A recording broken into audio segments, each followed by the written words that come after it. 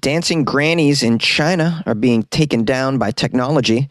A woman fed bears 200 eggs a week, and now she's going to pay the price. And a woman had a life-threatening wedgie. These are the weird stories for Thursday on Weird AF News, the only daily weird news podcast hosted by a comic. I'm Jonesy, and I'm super happy that you're here. I got some weird stories from around the world. Let's go right to it, okay? Okay. There's a lot of dancing grannies in China, apparently. People are upset about these dancing grannies, and they're fed up with the noise that's produced by the public dancing grannies. Some people have decided to take matters into their own hands in China. Residents that are fed up with the noise from China's dancing grannies are resorting to a special device that could mess with the speakers that blast out the loud music that the dancing grannies are dancing to. I had no idea that grannies were dancing in China. I think that's amazing. You got to exercise when you're a granny. What better way than to dance? Just dance it out. I'm not sure if dancing in the middle of the town square is the best idea, but what are these grannies just having like a block party every night? I'm very curious about the dancing grannies in China. Any of you a dancing granny in China? Please call the show and just, or send me a video of exactly what you got going on a Friday night. So the residents that are fed up with the dancing grannies that dance in the streets, fed up with their dancing granny music, I'd love to know what they're dancing to. Is it just Gangnam Style, like over and over again? I like to think they were dancing to like some great dance music, like September by Earth, Wind and Fire, and Don't Stop Till You Get Enough by MJ. You know, those great classic dance tunes. It's also like hilarious to imagine them dancing to like Two Live Crew. It's some I Like Big Butts or whatever. So apparently the people that are fed up with the dancing grannies are using technology to get them back. They're using infrared remote control, which is being called anti-square dancing magical device. That's exactly what they call it, anti-square dancing magical device. They're doing this to try to silence the noisy dancing troops that have taken over public squares, parks, and housing estates all across China. So-called square dancing. It's become hugely popular in the past few decades for China's growing senior population, giving the retirees, mostly women, a chance to exercise and make friends at the same time. Oh, they're dancing in the square. This is not to be confused with the square dancing that we have in the United States, which involves cowboy boots and country music. I've never done square dancing. I would try it. I'd be open to it. I don't own any cowboy boots. Can you do it in Air Jordans? Is that acceptable? Just wondering. Okay, so the square dancing going on in China. The retirees are just getting out there, shaking their booties, making friends. What's wrong with that? Maybe the music's too loud because they can't hear. It says here, with scarce public spaces in urban China, the loud music has become a major nuisance for other residents. And it has led to very intense disputes within the community. In 2013, someone in Wuhan dumped feces on a group of dancing grannies. Oh my God. You dumped a bucket of feces on them? That's terrible. In 2016, a man in the southern city of Julin, angered by the noise, shot at a group of dancing grannies' loudspeaker with an air gun, accidentally hit a lady in the thigh. Wow. It's getting violent over there. People are fed up with these dancing grannies. Just try to get the blood flowing. Let them go. And by the way, maybe this is an opportunity for someone to open up some after-hours dancing granny rave clubs and lounges, a place where they can go, maybe a warehouse. They can take some Molly and dance all night, get their blood flowing that way. And then nobody can complain because it's within a warehouse. I'm just trying to solve problems here, guys. I don't just host the show. I try to give the world a better choice. It says merchants of the new square dancing repeller, which is what they're calling it, are advertising an easier way to stop the noise. This device is priced at between $15 and $40 on certain shopping sites, and it resembles a universal remote control. It is able to shut down most speakers operated by infrared signals, according to the vendors. Wow, this is a real business now.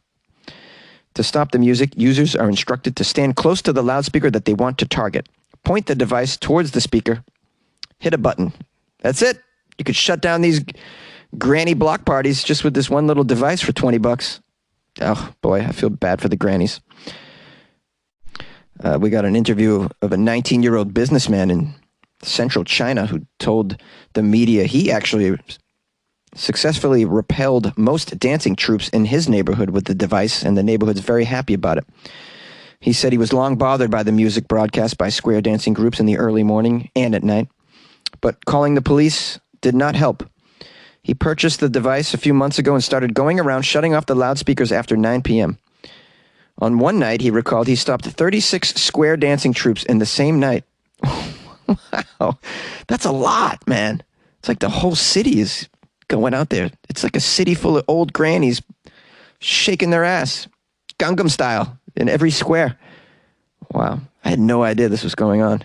This would be pretty weird to see in your neighborhood every night. Bunch of dancing grannies. I'm torn because, I like quiet at night. I'm at that age where I feel like after 10 p.m., just pipe down. If you could pipe down. The fact that I use the phrase pipe down tells you that I'm at that age. But I also want the grannies to exercise. By the way, isn't 9 p.m. their bedtime? What are they doing out there after 9 p.m.? I feel like let's all get together and create a better way for the grannies to dance. Like give them a certain time period where they can get out there in the square and dance. Let's say 7 to 8, bam, then it's over. Then they go to bed. I feel like that's a good way to do it. Well, what do I know? I'm not a mayor in China. Anyways, how do you guys feel about this? Should you give the grannies free range to just kind of play their loud music and have a good time, especially at that age when they need to get as much exercise as they possibly can? And they need to meet people. It's very lonely when you're an elderly individual, a senior as they call them. It's hard to meet people. This is a great way to meet people, so it's a social thing for them as well. This probably brings so much to their lives at a time when they need something. Yeah. But you might disagree. Call my show, 646-450-2012. A lady in Canada fed the bears 200 eggs a week, and now she's going to pay for it. Every week during the summer, a lady bought 10 cases of apples, 50 pounds of carrots, dozens of eggs. It was not for herself or her table at home. It wasn't to feed her family. It wasn't even for the local food drive or for the homeless. No, she was feeding the bears, the black bears, and the Canadian authorities are pretty pissed about it. This lady's from a town called Whistler. She was ordered to pay 60,000 Canadian dollars, which is about 20 American, after officials say she violated the Wildlife Act of British Columbia. The Conservation Officer Service received some complaints in July that someone was feeding the black bears in the neighborhood. They were seeing an increase in black bear presence around homes and whatnot. Officials started investigating. They found this lady feeding the black bears. Every week she would buy food for the bears, the authorities say. She would buy what's called bulk produce, in fact. Cases and cases of apples, pounds and pounds of carrots, dozens of eggs. Dozens and dozens of eggs purchased on a weekly basis to feed the bears. Wow, she's spending a lot of dough feeding these bears. She must be very lonely. This is her way of loving the environment. We all need to, not all of us, but some of us need to feel like we're giving back. We're bringing some love, putting out good energy. She's just a little misguided because maybe she doesn't understand the fallout of feeding the bears. Next thing you know, they're hanging out on your front porch, hanging out in your backyard. Your toddler goes outside to play wiffle ball or whatever other sport you play in Canada. I think it's just hockey, right? They only play hockey. So the toddler goes out to play some hockey in the backyard. I don't even know how you play hockey in a backyard, but let's say there's a small pond like every Canadian family has behind their home, I assume, because they all have to train to play hockey. They grow mullets and they play hockey. This is what they do. And they drink Molson, lots of Molson. Lots of drinking and skating going on. So the toddler goes out after having a few Molsons in the kitchen, laces up the skates, goes out in the backyard, goes out to skate on the pond. Next thing you know, black bear's there waiting for some Hot Pockets or whatever you guys eat in Canada. Then the black bear just bites the head off your toddler. It's very morbid, but this is Halloween season, so let me be morbid for a moment. Okay. Further quote from the Conservation Office. These activities of feeding the bears creates an extraordinary public safety risk by conditioning bears to human food in human presence. In September, the officials euthanized 3 bears, very sadly. These bears were visiting the residential areas. They damaged property. They showed no fear toward peoples. The bears were getting used to getting food from the woman. They could not be rehabilitated or relocating. So they're attempting to set a precedent with this penalty of $60,000. It's the highest penalty imposed under the Wildlife Act, officials say. They're hoping that it's going to be an example for people not to feed the bears up there. It's a dicey situation when you live with wildlife. It's just very dangerous. I don't know how you guys do it up there. Then again, I'm in the United States where, we just live with school shootings. I don't know. 6 one, half dozen of the other. I don't know what. All right, guys. You like podcasts? You're listening to my podcast. Maybe you thought to yourself, I'd like to make a podcast. Too difficult. No, not with Anchor. Anchor has free creation tools that allow you to record and edit your podcast from your phone or your computer. Anchor distributes your podcast to Apple, Spotify, Stitcher, and more. They have advertising integration, so you can even make a little money off your podcast. Everything you need to make a podcast in one place. Download the free Anchor app or go to anchor.fm to get started. And good luck with your podcast. Good luck with your creation. Good luck with your life, man.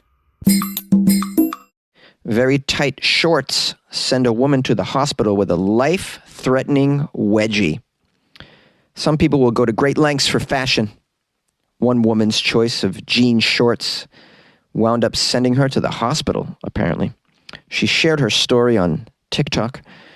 Her name is Sam, and in her video, the 25-year-old North Carolina native explained how she chose to wear tight jean shorts on a date with a guy she recently met. She wrote on the clip that she had a wedgie for 8 hours because of her tight jean shorts. She didn't think much of it until the next day she woke up with a really sore butt. Apparently this is news. Days went on, she felt more and more sick, and eventually she went to a doctor who gave her antibiotics for a skin infection on her rear. It didn't help, and the next day she felt so bad she couldn't walk because of a stabbing pain in her ass from her tight jean shorts, I should say. She had to go to the emergency room from this dangerous wedgie, apparently. She was admitted to the ICU with what doctors diagnosed as a bacterial skin infection called cellulitis that led to life-threatening septic shock. Well, this is a legit problem, this deadly wedgie that Sam got on her date. Sam, you didn't have to go so tight. I mean, there's a limit to these things, my God. I'm looking at a photo of Sam's tight jeans. She's got a very nice figure. She didn't have to wear such tight clothing. I know she wants to show it off. It's a date, but there's a point where it becomes very dangerous to show off your body. You give yourself a wedgie that'll kill you in the long run. I don't even know you could kill yourself with a wedgie. I was given wedgies as a child by larger family members of mine because I was I've always been a small guy. I was very easily lifted up as a young boy. So when you're easily lifted up, people just tend to give you wedgies to rip your underwear. The atomic wedgie was something I experienced a few times. I had no idea that this was a life-threatening thing, the atomic wedgie. Okay, so now we got the story of Sam in the ICU. I know she documents it on TikTok because everybody just seems to want to put their pathetic life on video. I just don't get it myself. You think that everyone gives a damn about your life? I guess. I don't know. During her week in the ICU, she was told she might need the infected part of her butt actually cut off. Wow. Imagine that. You wear tight shorts one day, 4 days later, your ass is cut off. Don't worry, there's ass implants. There's all sorts of things you can do, Sam, if you get your ass cut off. There's some doctors that I've covered on this story that'll do it real cheap in a backyard, as a matter of fact. So she was told she'd have to have part of her butt cut off, but then it didn't come to that, thankfully. It says here she had to show her butt to a bunch of physicians. Yeah, you have to show your butt to physicians when you're in trouble with your butt, when you have butt-related soreness and skin infections. In a follow-up video, Sam explains she wore boy short underwear that kept bunching up underneath the jean shorts. Now, hopefully this is a lesson for you ladies when you're wearing super tight shorts, what not to do, and how you maybe think twice about going too tight. I can't believe I'm covering a story about a TikToker. This is just pathetic at this point. I don't know. The title just drew me in. A life-threatening wedgie. I just thought that's hilarious. Sam admits in the comments to picking many wedgies during her date. It's those wedgies that caused her to chafe, and likely she got a small cut. Bacteria got into the cut, which then led to cellulitis and sepsis. Sepsis is extremely serious, by the way. That is one of the leading causes of in-hospital death, I've learned. So this actually was a serious situation. In the end, though, it wasn't all that bad, she explains. She is still with the guy who she was dating when all this happened. And they plan to tell the story at their wedding. But you're moving a little fast, Sam. The wedding. You just went on a date. Like, take it slow. And, make sure you don't wear such a tight wedding dress. They tend to make those tight as well. You don't want to bring on the sepsis again. Just be careful out there, guys. You ladies with your tight clothing. I'm noticing, though, a trend in fashion where the clothing is getting a little more loose, even on the ladies. And I think that's... Well, as much as I like to see the figure, this is probably better for you in the long run, health-wise, because you're not going to get one of these life-threatening wedgies. And it just looks a lot more comfortable. And being comfortable at the end of the day is extremely important. Let's be real. Yay! Hello, everyone. Thanks again for joining me for another episode of Weird AF News. Today's Thursday, so tomorrow's Florida Friday, as you know. So... don't hesitate to send me those Florida articles. You can send links to my email address, funnyjones@gmail.com, or on Twitter @funnyjones, Instagram at funnyjones as well, or through the website, weirdafnews.com. There's a place where you can submit articles as well. So send them on over if you come across. If not, no problem. I go out there and I scour the web anyways, Friday mornings, see what I can get. I got a review, finally. No one's left me a review in a very long time. I got a review. Unfortunately, it's a negative review, but let's read it anyways. It's on Amazon from Aaron Smith. Gave me 1 star. Wrote, this guy is a junior high school student with an irritating, overconfident manner and wears ignorance like a badge. He says normal things in stupid, out-of-context voices and thinks it's the height of sophistication. Not funny at all if you are older than 15. Grow up. Aaron wants me to grow up. It's a very hateful review, but I appreciate Aaron giving the podcast a chance. There's a lot of podcasts out there, so anybody who clicks on mine and gives it a listen, I have to be grateful. It's not for everybody, and certainly not for Aaron Smith from, I think, Washington here. Okay. Thanks for the review. Thanks for the effort and the feedback, which I'm not really going to take because many more people enjoy it, but appreciate it nonetheless. If you guys would like to leave a review, you know where to go. It's Amazon. Yeah, that's a place. And I got so many bad reviews in a row that I'm going to need to offset that with some positive reviews. If you guys could do that, that would be super helpful. And everybody's got an Amazon account. Just go to Amazon.com and search for Weird AF News. Weird AF News by Anchor. You can search that. It'll come up. It's a little icon of a purple alien with one eye. It's pretty cool. That's something I tried to change. I have no idea how to change that icon, but it's there. Leave a helpful review because I'm getting some bad ones. And then, of course, you can do so on iTunes or Apple Podcasts as well. Leave reviews there, and that makes me feel good inside. You don't have to write much. You can just give me 5 stars and say, like it, and then that's enough. Pretty cool. Anyways, guys, if you'd like to support the show, I always say this, but I have a Patreon. I put a pretty cool little video up there the other day. I'm going to put a couple things in there today. Just some weird stuff I've come across recently that doesn't fit in the podcast format. So that's what the Patreon's for, among other things. And so you get this extra weird content that you don't get with the podcast. So if you dig the podcast, which some of you do, you might enjoy the Patreon as well. And it's a way to support the show as well, so I can keep it going 5 days a week. It's patreon.com/weirdafnews is the website. You can download the app Patreon onto your phone and just do a search for Weird AF News podcast, or go to weirdafnews.com and click on the link. I appreciate that. We'll see you tomorrow, guys, for Florida Friday. Looking forward to it.